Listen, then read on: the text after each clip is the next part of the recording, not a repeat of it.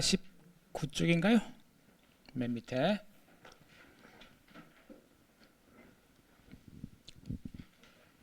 이러한 학설은 그러니까 관련론적 입장입니다. 가치에 대한 원래 플라톤에게서 비롯된 것으로 금세기에 들어 20세기에 말이죠. 가장 위대한 현대 도덕 철학자인 독일의 철학자 막스 쉘러에 의해 훌륭하게 전개되었다.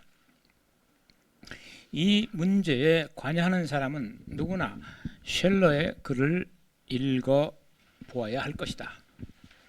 읽고 난 후 그의 견해를 거부할 수는 있겠다. 그러나 내가 보기에 이 위대한 사상가를 모르면서 가치에 대해 이러쿵저러쿵 하는 것은 있을 수 없는 일이다. 이거는 모엔스키 개인의 아주 주관적인 평가인 것 같아요. 왜냐하면 20세기 이후에 윤리학적 담론에서 막스 쉘러를 언급하는 학자는 거의 없습니다. 애석하게도. 이 사람은 지금 얘기했지만 가치란 건 객관적으로 존재한다고 봤어요. 다만 그걸 인식하는 방법이 인간의 지성이 아니라 감성, 느낌을 통해서 파악한다고 봤어요. 가치를 객관적으로. 일종의 가치감이라는 게 인간이란 말이에요. sense of value.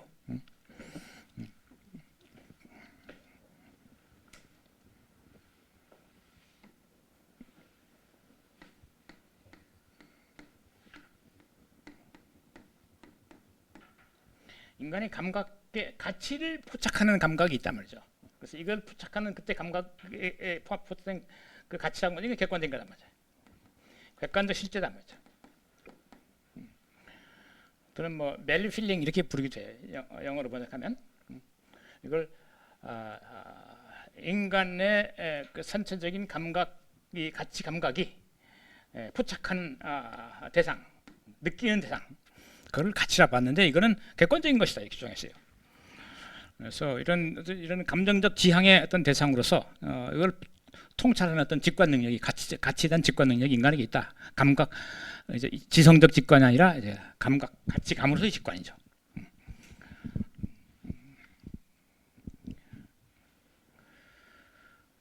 그런데 이런 식의 대단히 어떤 신비스러운 능력 이런 것이 인간에게 있다고 보기 어렵다라고 하는 게 뭐 일반적인 평가인데 뭐 이걸 또 이런 주장도 가능하니까 한번 뭐 짚고 넘어간 정도로 일단 이해를 하기로 하고 그 다음 문단으로 갑시다. 막스 쉘러를 위시한 관념론 철학자들은 변화의 요소가 다른 어느 영역에서보다도 평가의 영역에서 뚜렷하다고 되풀이하여 강조한다. 그러니까 그 주관적 평가가 다른 어떤 영역에서도 평가 영역에서 평가할 때 사람마다 많이 달라진다 그런 얘기입니다. 뭐 인식하거나 할 때는 그렇게 크게 다르지 않은데 평가할 때는 사람마다 너무 달라진단 말이죠. 그래서 심지어 그 스피노자라는 사람을 스피노자 들어보셨어요? 네.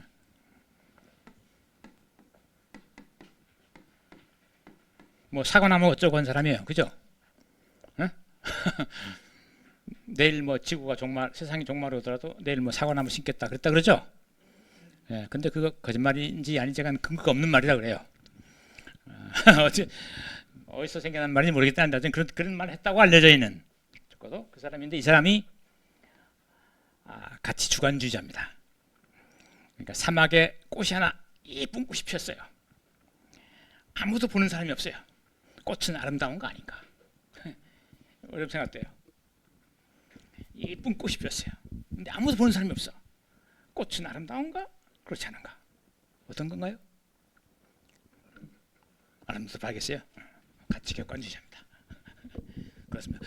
보든 말든 평가와 상관없이 가치는 구현되고 있다. 그거 아닙니까? 그죠? 스피노자는 보는 사람이 없으면 아름다운 것도 아니요 추한 것도 아니다. 그건 가치가 없다. 거기는 평가할 때 비로소 아름답다고 볼 때, 이쁘다고 볼 때 그때 비로소 아름다움, 이쁨이라는 가치가 생겨나는 거단 말이죠. 가치 주관주의입니다. 그래서 그때 또한 생겨날 때 사람마다 좀 달리 볼 수 있죠. 그죠? 어떤 사람은 이쁘다 할 수도 있고 뭐 그래 이쁜 것 같긴 한데 뭐 이렇게 할 수도 있고 그죠? 가치 상대주의 사람마다 달라진다는 거죠. 가치 영역에서는 스피노자는 이제 주관주의 또는 뭐 상대주의 이렇게 부를 수 있는 사람이에요. 근대인임에도 불구하고 이런 주장을 했어요. 18세기 인물인데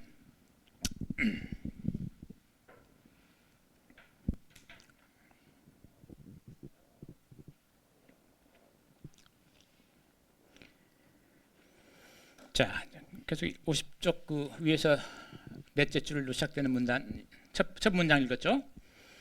극과 달근 가치 영역에서 평가가 크게 달라지는 까닭은 가치의 영역이 지극히 광대하며 그래서 어느 누구도 그 전모를 완벽하게 파악할 수 없다고 하는 아니 어느 누구도 단 하나의 가치조차 완전히 파악할 수 없다고 하는 사실이 있다고 할 수 있다. 가치라고 하는 것 자체가 대단히 무한한 깊이와 넓이를 가지고 있단 말이죠. 그러다 보니까 그걸 온전히 다 파악하지 못하고 부분만 보기 때문에 사람에 따라 달라지는 것처럼 보이는 거 아니냐 이런 주장입니다. 그리스도가 복음서에서 하느님을 제외하고는 아무도 선한 사람이 없다고 말했을 때 이것은 무엇보다도 오직 무한한 존재, 무한히 성스러운 정신만이 어떤 가치든 완벽하게 파악할 수 있다는 것을 의미할 것이다 말이죠. 우리 인간은 오직 단편적으로 늘 피상적으로 그리고 언제나 어느 한쪽 측면에서만 가치를 바라보는 데 그치고 있다. 이것은 우리의 삶에서 실천적으로 상당히 중요하다. 상당히 중요하다. 이것은 하나의 가치에 대하여 똑같은 인식을 가지고 있는 두 사람이 존재하지 않는다는 것을 의미한다. 워낙 그 폭이 깊고 넓기 때문에 조금만 시점이 달라져도 같이 보지 못한단 말이죠.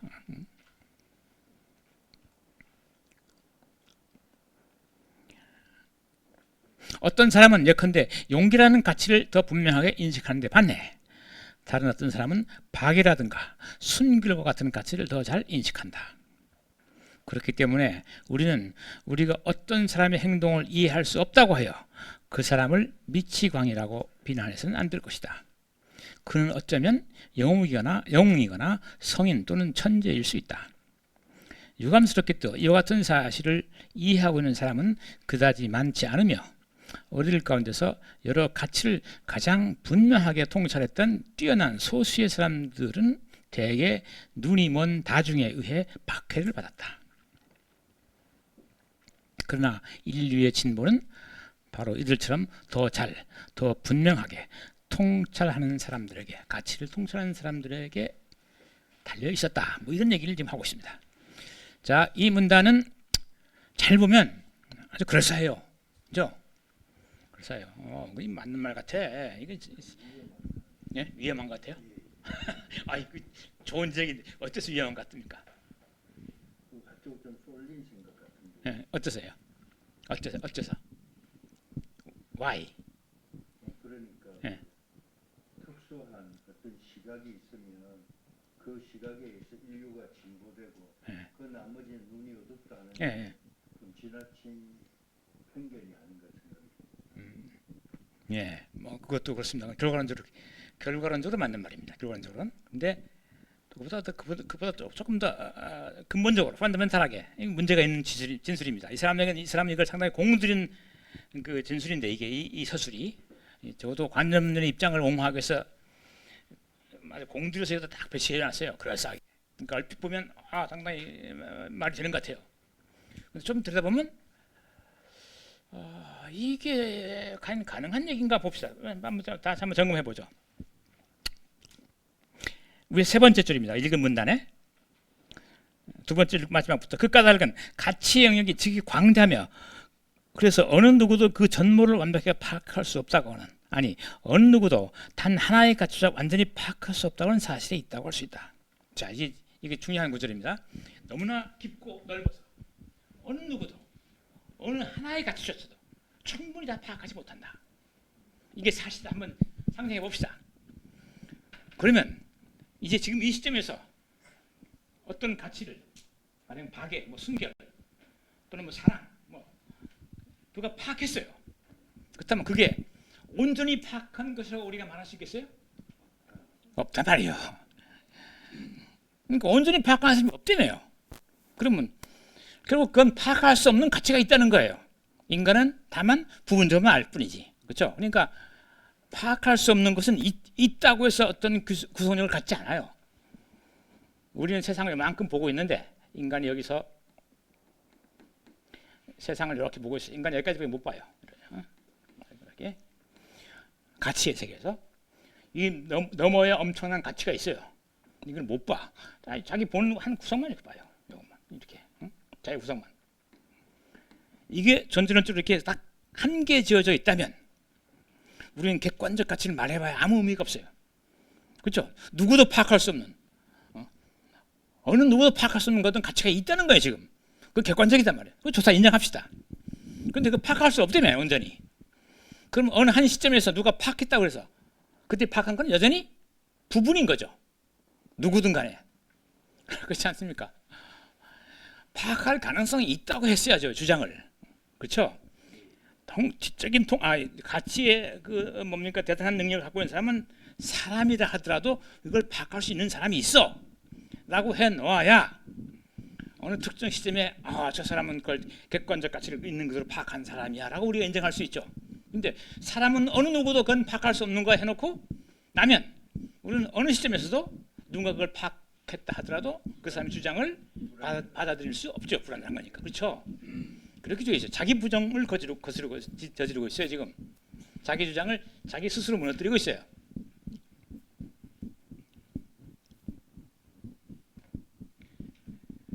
그래서 그 다음 문장이 그걸 더 명확하게 보여줍니다. 다음 문장이 무한히 성스러운 정신만이, 그러니까 신만이 알 수 있는 거다 그런 얘기예요. 유한한 인간 정신은 모른다 그런 얘기 아닙니까? 신만이 알 수 있는 것은 있다고 해서 인간에게 무슨 의미가 있는 게 아니에요. 우리 인간이 알 수 있어야 되죠. 그래야 그걸 어떤 준칙으로 도덕 법칙으로 적용할 거 아닙니까?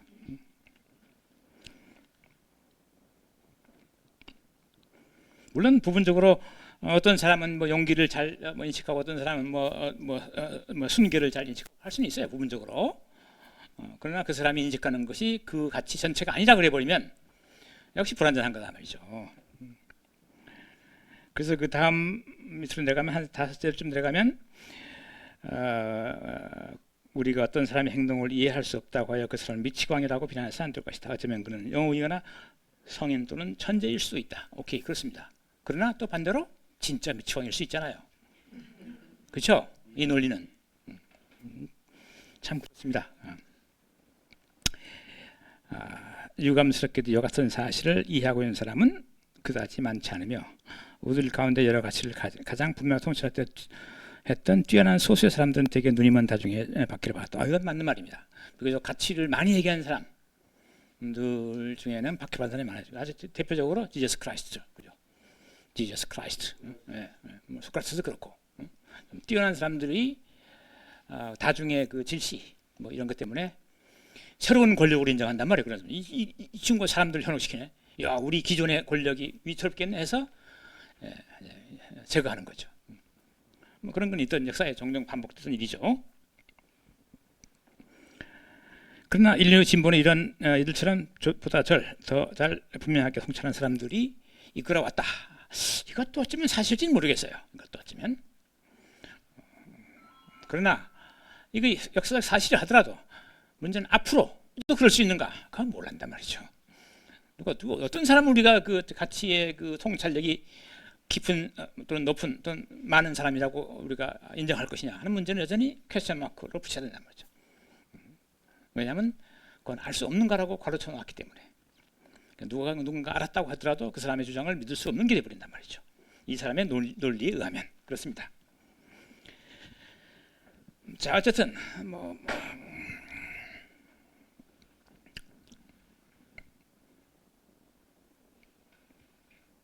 그 다음 문단으로 가죠.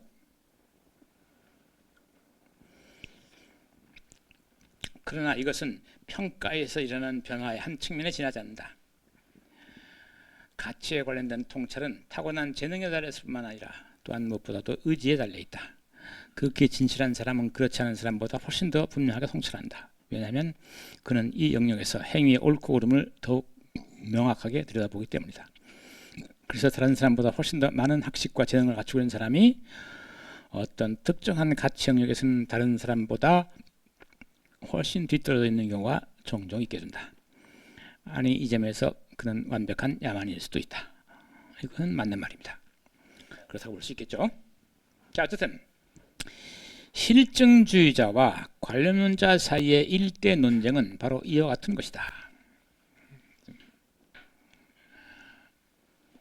그런데 나 개인의 생각은 이렇다. 저자 보현스키의 생각입니다. 우선 무엇보다도 내가 보기에 실증주의는 지지할 수 없는 학설이다. 그것은 가치 그 자체와 평가, 가치에 대한 우리의 생각, 반응을 혼동하고 있는 걸 보인다. 실증주의가 지적하는 모든 사실들은 관념론의 관점에서도 그에 못지않게 무난히 해석할 수 있다. 또는 설명할 수 있다. 더구나 관념론은 실증처럼 가치의 직접적 자명성을 부정할 필요가 없다. 이것은 나의 첫째 견해다. 여기 직접 자명성은 스스로 분명한 것 그런 뜻입니다. 말이 어려운 말은 아니지만 자명하다, 스스로 자자, 명자, 밝을 명자, 자명성. 그러니까 스스로 분명하다, 셀프 에비던트하다, 스스로 분명하다, 자명하다 하는 말이 이겁니다.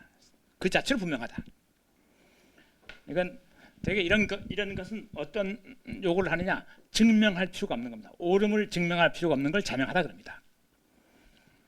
그래서 수학에서 뭐 공리 같은 거 있죠. 공리, 뭐 평행선은 만나지 않는다, 뭐 이런 거 되게 자명하다 그럽니다. 증명할 필요가 없는 것. 그러니까 어머니를 죽여서는 안 된다. 그 자체로 자명하다는 거죠. 굳이 그걸 이유를 따져서 설명할 필요가 없다. 뭐 그런 정도의 얘기로 이해하시면 되겠습니다. 그런데 이것은 내가 가치를 관념적인 것으로 간주한다는 사실과 관계가 있다. 가치는 우리의 정신활동의 부분이나 부산물이 아니다. 우리가 만들어낸 게 아니다 말이죠. 하지만 그렇다고 내가 가치를 무슨 플라톤적인 천계에 올려놓는 것은 아니다. 그것들은 수학의 법칙과 꼭 마찬가지로 우리의 정신 안에만 있다. 사고할 수 있는 것, 사유의 대상으로서만 있다 그런 뜻입니다. 이 가운데는 오직 이 세계 가운데는 오직 현실적인 개별 사물들만 있다. 그러나 가치의 어떤 토대가 세계 가운데 존재한다. 이것이 나의 세 번째 견해다. 즉 문제 상황에 대한 세 번째 입장이다 하는 얘기입니다. 그다음 가치의 토대는 무엇인가? 나로서는 오직 하나의 가능한 답을 알고 있을 뿐이다. 즉 여러 가치들은 인간과 여러 사물들과의 관계에 기초를 두고 있다. 예를 들어서 어째서 부모에 대한 사랑 같은 가치가 있게 되는가? 이것은 인간의 신체적 정신적 구조가 인간으로 번창하기 위해서는 어린애가 부모를 사랑하고 부모에게 순종해야만 하도록 되어 있기 때문이다. 그래서 만약 인간의 구조가 지금과 달라진다면 그때 우리는 또 다른 미학과 도덕을 갖게 될 것이다. 이로부터 여러 가치들이 가변적이라는 결론이 나오는가? 일면 그렇고 일면 그렇지 않다. 인간 자신이 가변적인 한 그렇다. 그러나 인간이 불변하는 기본 구조를 갖고 있는 한 그렇지 않다. 그런데 이 두 특성은 모두 인간에게서 발견된다고 할 수 있다. 즉 인간에게서 세부적인 사항들은 가변적이지만 변화하지만 말이죠. 기본적인 골격은 항구적이다. 그렇기 때문에 기본적인 가치들 또한 불변한다. 인간이 인간으로 머무는 한 그 누구도 비록 하느님이라 하더라도 이것을 변화시킬 수 없다. 인간은 언제까지나 어머니의 살해 행위를 범죄 행위로 간주할 것이다. 다만 인간은 어떤 가치에 대해 눈이 머는 수가 있을 뿐이다. 그렇습니다. 여기는 이것도 또한 어떻게 보면 그 첫째부터 시작해서 직접 자명하다, 관념적인 거다, 그렇죠? 그리고 어떤 사실에 토대를 두고 있다 이런 말을 하고 있어요. 그렇죠? 지금 앞서 문단과 지금 이 문단에서 가치라고 하는 것이 자명한 거다, 직접적으로. 그리고 그건 관념적인 성격을 지니고 있다. 그리고 어떤 현실과 관계가 있다. 그런데 그럼에도 불구하고 어쨌든 가치라고 하는 것은 불변하는 것이다 말이죠. 그는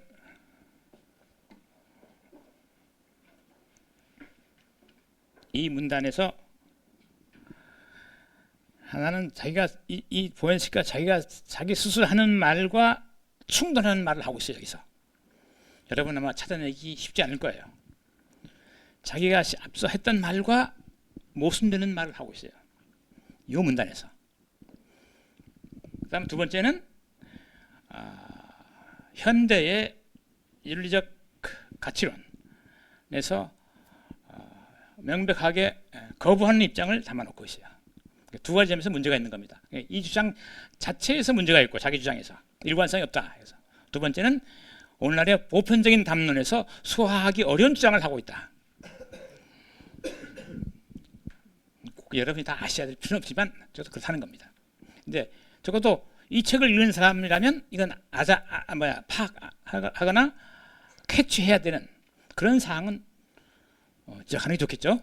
그러니까 보면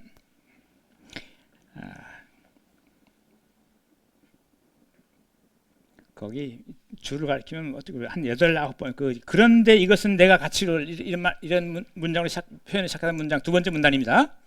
문단에서 위에서 한 8번째 줄 보면 9번째, 8번째인가 맞죠? 7번째, 8번째. 여러 가치들은 인간과 여러 사물과의 관계에 기초하고 있다. 그런 문장이 있죠? 찾으세요? 이렇게 있고 그거 한 문장 우선 체크해 두세요. 근데 그 이유가 뭔가 보면 예를 들어 어째서 부모에 대한 사랑과 같은 게 있게 되는가? 부모를 사랑하라는 가치가 왜 있게 되냐 말이야.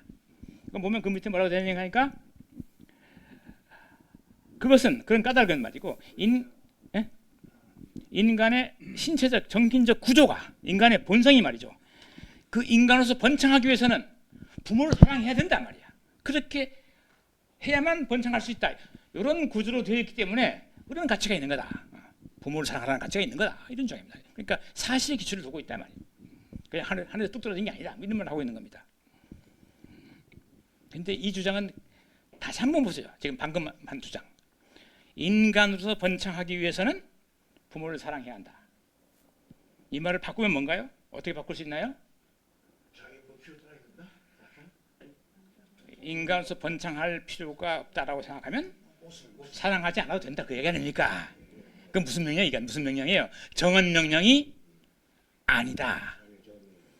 가언 명령이다 말이야. 조건에 따라갈 거잖아요. 인간에서 인간으로 번창할 필요가 없어. 나는 내 생에서 끝낼 거야 라고 하는 사람은 아무 시나 막 걸 수 있는 거 아니에요. 이게 따르면. 그죠? 그러니까 이건 자기가 앞서 말한 도덕명령은 정언명령에 대한 주장에 충돌하고 있어요. 그렇죠. 무의식 중에 이 사람은 의식하지 못했을 거예요. 설명하다가 말하다 보니까 된 거예요. 그 다음은 두 번째 문제. 그러니까 사실에 기초를 두고 있다. 어떤 사실에 인간의 정신적, 신체적 구조와 상관성이 있다. 부모에 대한 사랑이라는 게. 이거는 현대 윤리학에서 아까 제가 여기서 is ough를 썼었죠. fact and value.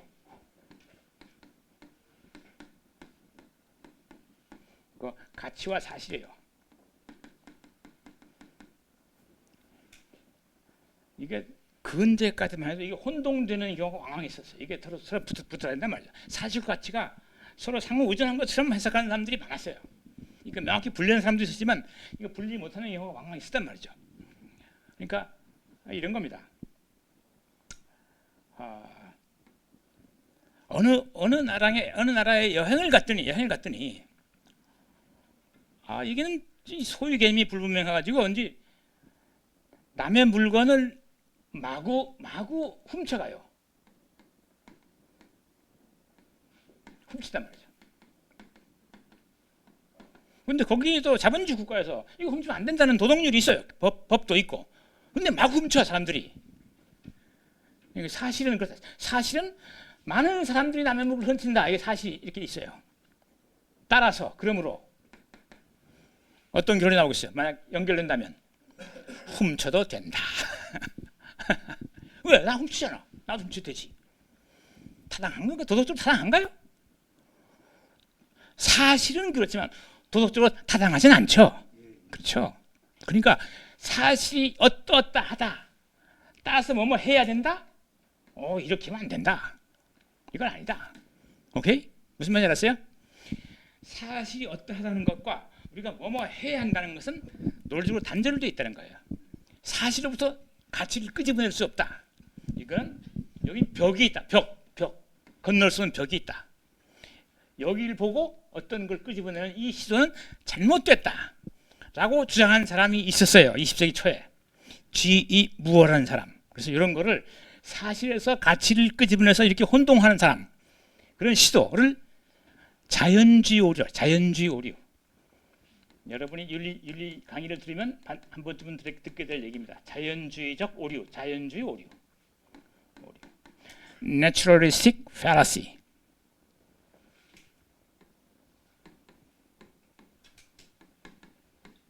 Naturalistic fallacy. 오류. 자연주의 오류 이렇게 불러요. 그러니까 사실에서 가치를 연역하려는 시도. 그러니까 사실과 가치는 서로 연계될 수 없다. 근데 여긴 지금 이 사람은 그걸 연계시켜 놓고 있잖아요. 인간의 신체적 정신적 구조가 어떤 특정 가치를 요구하고 있다. 그렇죠? 그러니까 연계되어 있죠. 그러니까 이거는 이런 사조에 의해서 이 시각으로 보자면 잘못된 거예요. 이걸 서로 연결시키고 있단 말이죠. 그런데 이거는 그런 점에서 현대 가치론에서는 이런 주장은 그렇게 썩 달갑게 생각하지 않는 그런 주장이에요.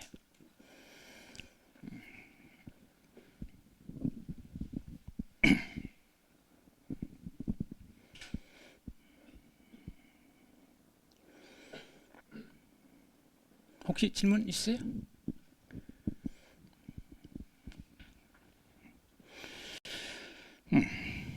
그 다음 문단 가죠.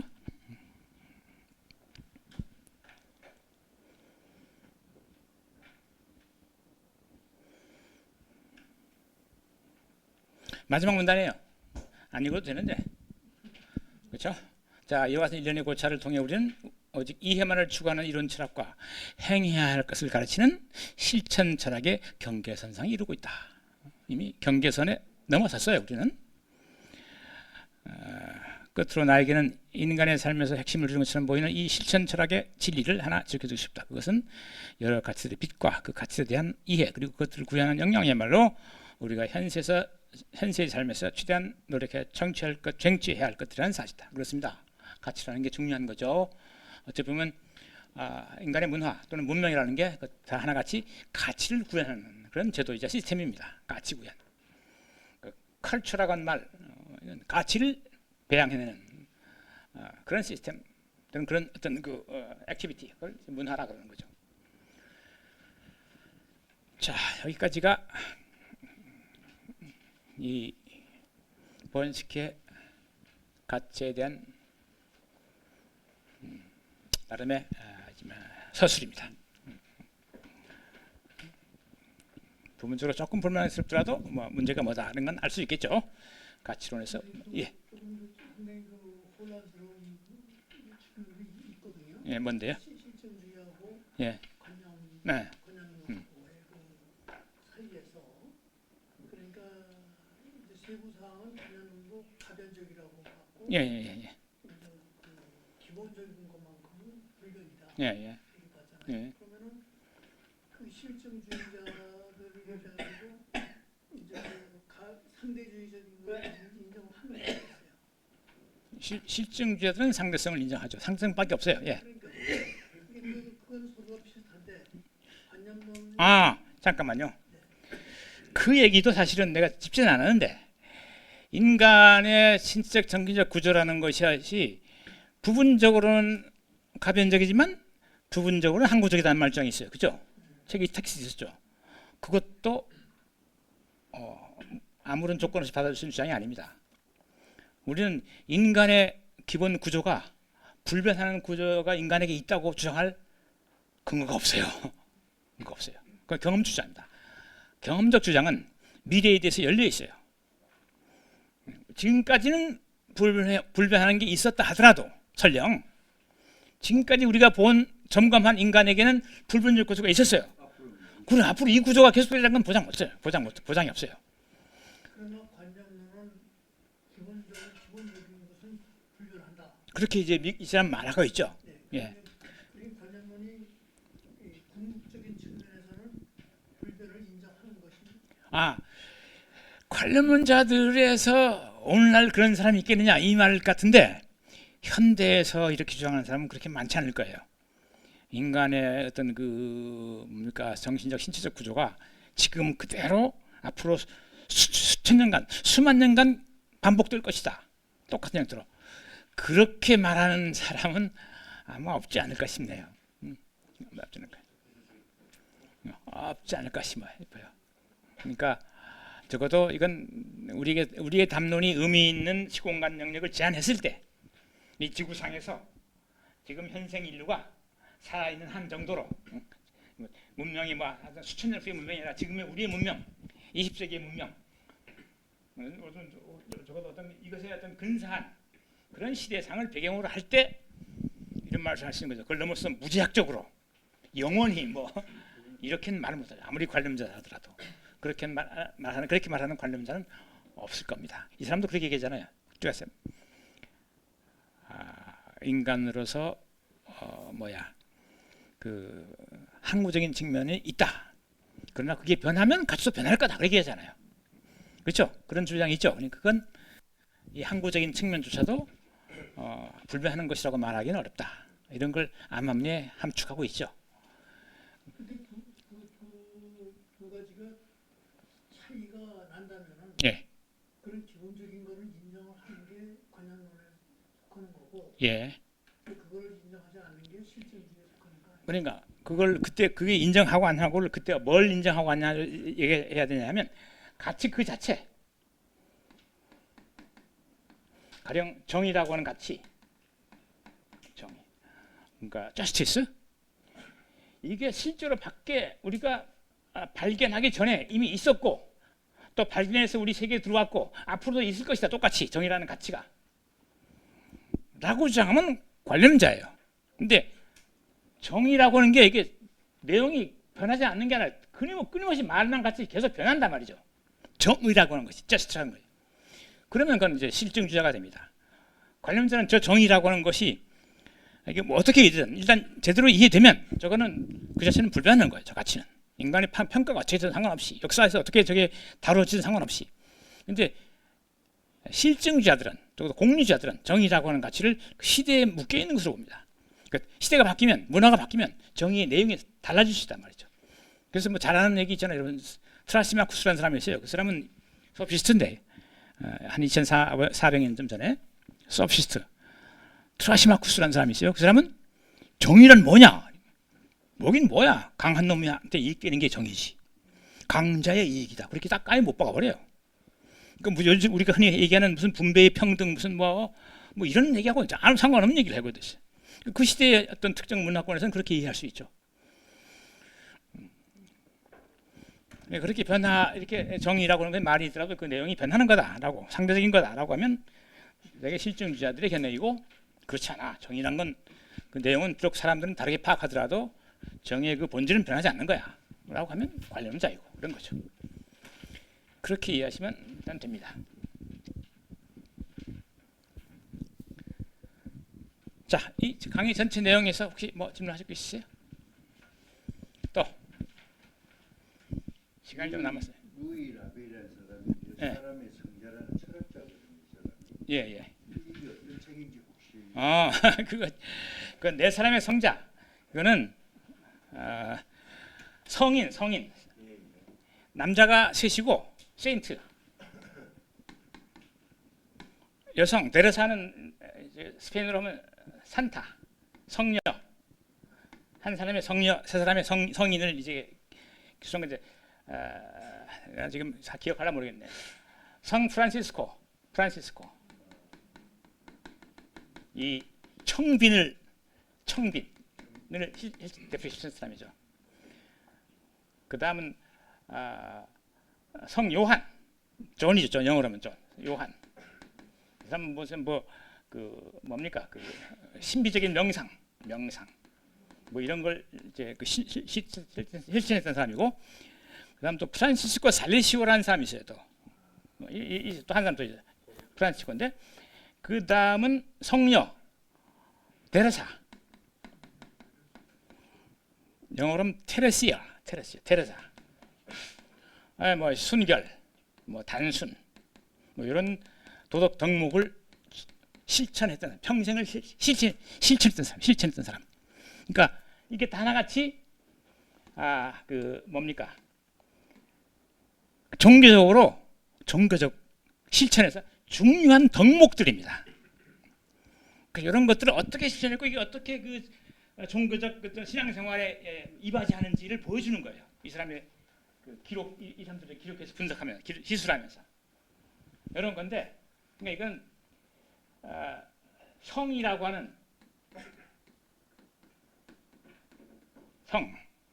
성스러움이라고 하는 이거를 이렇게 딱 묶어서 이렇게 데피션 딱 하고 그 사례를 쫙 말한 게 아니라 아직 성을 잘 모르겠고 그것의 구현 사례, 구체적인 사례를 내 사람의 실천을 통해서 보여주는 거예요. 그러니까 그렇기 때문에 균합적 방식이죠. 쉽게 말하면. 그러니까 완벽한 분석이라고 볼 수는 없고 그 사례를 몇 가지 보여준 거예요. 대표적인 사례를.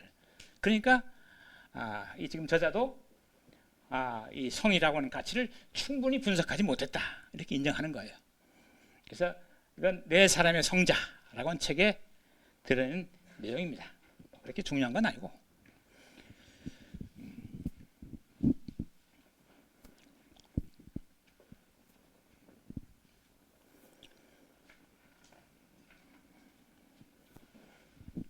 됐습니까?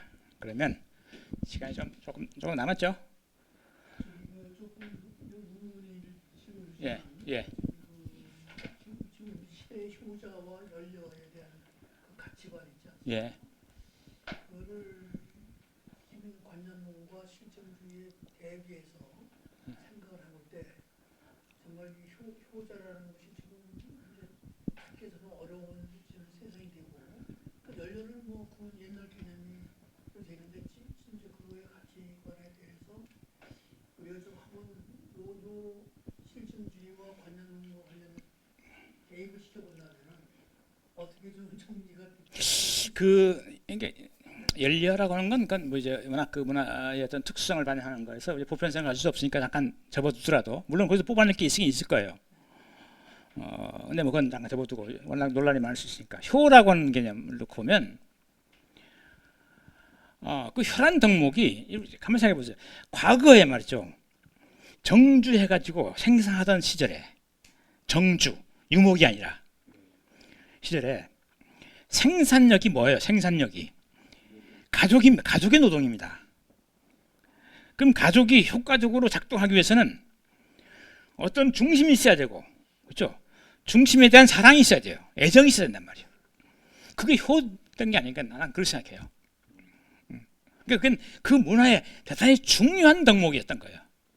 근데 요즘처럼 생산의 그 기반이 자연 공동체가 아니라 가족이라고 하는 또는 부락이라고 하는, 요즘은 인위적인 단체 아닙니까? 집단, 인위적인 집단. 집에 가면 가족이 없어요 요즘 거의, 그죠? 있다 해도 뭐 아주 드물게 있고. 그러니까 가족 내에 그 어떤 그 가치론적 위계 질서가 그렇게 요구되지 않아요. 생산하는데 오히려 사회생활을 어떻게 할 거냐 이것에 더 그 중점이 가 있죠. 내가 어떻게 일반적인 나보다 상사를 어떻게 대해야 될 거냐, 학업 관리를 어떻게 다뤄야 될 거냐, 동료들 간에 어떤 관계를 유지해야 될 거냐, 이게 더 중요하지요. 가족 관계는 거기서는 배제되잖아요. 생산에서는 배제되잖아요. 적어도. 그래서 그만큼 효라는 관념이 없는 건 아니지만 희박해지죠. 그래서 문화 상대적인 가치다 이렇게 얘기할 수 있는 거죠. 문화 상대 가치다. 그래서 서양 우리하고 가족 관계가 많이 다르잖아요. 미국 애들 보면 고등학교 딱 졸업하면 집이 없어요. 하나도. 그죠? 다 나가죠. 더 이상 거긴 부모한테 뭐 의지하고 애들 뭐 돌봐주고 그런 거 없어요. 완전 독립된 인격체예요. 우리처럼 뭐 그냥 결혼하기 전까지는 죽으나 사나 그냥 끌어안고 그냥 이러지 않잖아요. 그래 맞습니다. 맞아요. 저도 그래요. 맞아요. 아씨. 시집장가 보낸데도 뒤치다거리를 해야 돼. 이거 참. 그러니까 우리하고 많이 가족고 자라죠. 그건 문화적 전통입니다. 전통. 그러니까 아까 말한 그 사회의 어떤 습속, 그렇죠? 습속. 그거에 따라서 가치가 완전히 팽개쳐지진 않더라도 가치의 중요도가 달라지겠죠, 그죠? 그래서 효라는 가치가 완전히 팽개쳐지진 않더라도 비교적 상대적으로 덜 중요시되고 문화에 따라서 그런 거 아니겠는가? 그런 점에서 그렇게 이해한다면 실증주의 얘기가 옳은 것처럼 보여요. 옳은 것처럼 보여요. 그런 걸 옳다는 건 다른 뜻이 아니라 더 잘 현상을 설명해 준다. 이런 다양성을 다 잘 설명. 사실은 부모가 낳았잖아요. 낳은 것만으로도 고마우면 상대고. 예, 맞습니다. 그 개념은 완전히 없어져 가는 것 같아요. 그래요. 그게 인성교육과 관련해서 예. 그게 좀 안타까워요. 그게 안타까울 수 있죠. 저도 안타까울 때가 있는데 자식들은 말이야. 어렸을 때 내가 그렇게 보살피고 했는데 이것들이 이제 컸다고 말이지. 지멋대로 해도 되고 그럴 수 있죠. 그런데 그게 그 뭡니까? 이 사회상이 바뀌면 그 붙잡을 수 없죠. 잡을 수 없죠. 그래서 그 점에서 뭐 집단자에 있어서 그 상대적인 측면이 분명히 있지만 예.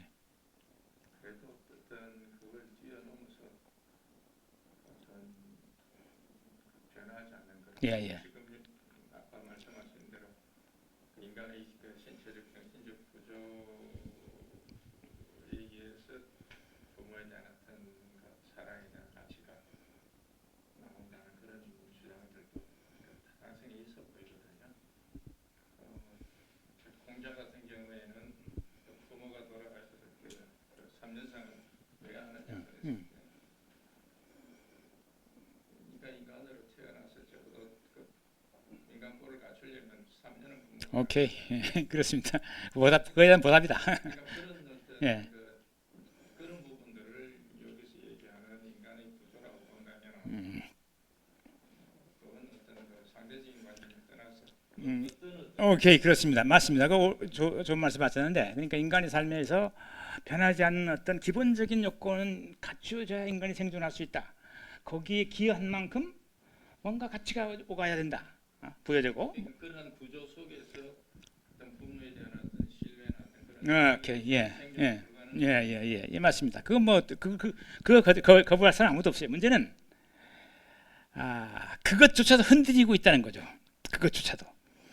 아까 그래서 그 하나의 디스토피아, 얼더스 학슬리의 그 얘기가 등장한 겁니다. 그래서 인간의 생존의 조건이 지금처럼 어미가 낳고 애비가 기르고 한 최소한 3, 4년 동안 하는 이 시스템이 언제까지 갈지 어떻게 하냐. 그러면 만약 그렇게 바뀌면 효는 아예 없어지는 거냐. 야, 이거 심각해집니다. 그래서 그런 얘기가 당장 튀어나오는 거예요.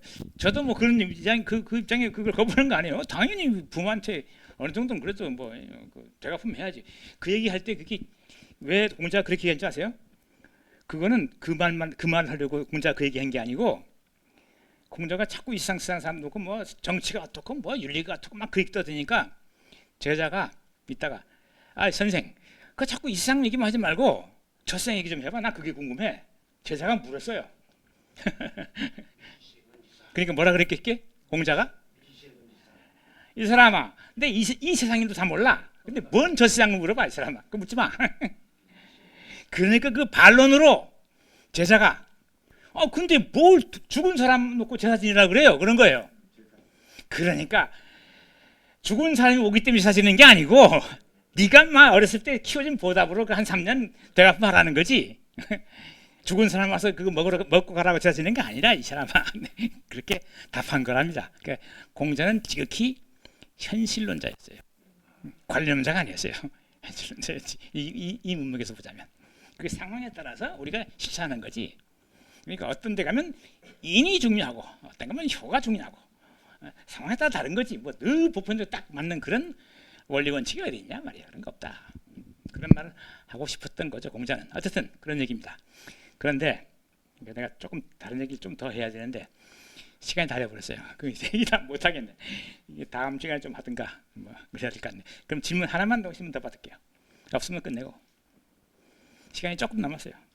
요 시간 조금 남은 시간 가지고 추가적인 얘기를 못 하겠어요. 양이 좀 돼요. 그거는 뭐냐니까 지금 우리가 읽은 이 가치론을 둘러싼 몇 가지 논쟁, 사조, 공리주의, 의무론, 그다음은 덕의 윤리라는 게 있어요. 아리스토텔레스가 펼쳤던 이 세 가지가 오늘날 현대의 담론에서 공존하면서 서로 다투고 있어요. 그 문맥을 조금 이렇게 여러분에게 소개해드리려고 했는데 그 얘기가 조금 길어요. 조금 한 20분 정도는 해야 될 것 같아요. 그래서 지금 한 10분밖에 안 남아서 못하고 또 질문 혹시 있으면 또 하세요. 그러면 하고 됐습니까? 없으면 끝내죠. 네, 그럼 다음 주에 뵙죠.